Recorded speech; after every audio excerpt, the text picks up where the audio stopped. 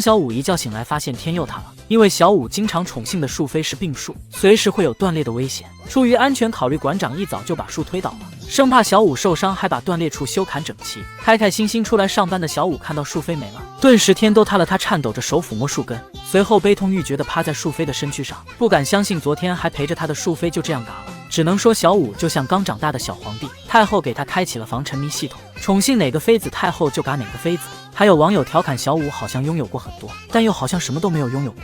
果然夺笋这方面网友从不会让人失望。当初亲妈粉花1万多定制了飞机，使得丑鱼驾驶员芒小五拥有了丝熊飞机。只是还没等小家伙完全适应机长身份，重庆迎来夏季飞机在太阳暴晒下烫屁股了。馆长担心小五和莽妞妞在里面中暑，于是趁他不注意偷偷把大飞机扛走了。小五看着空荡荡的院子，一整个伤心欲绝，扶着树悲伤嚎叫一番后失望倒地。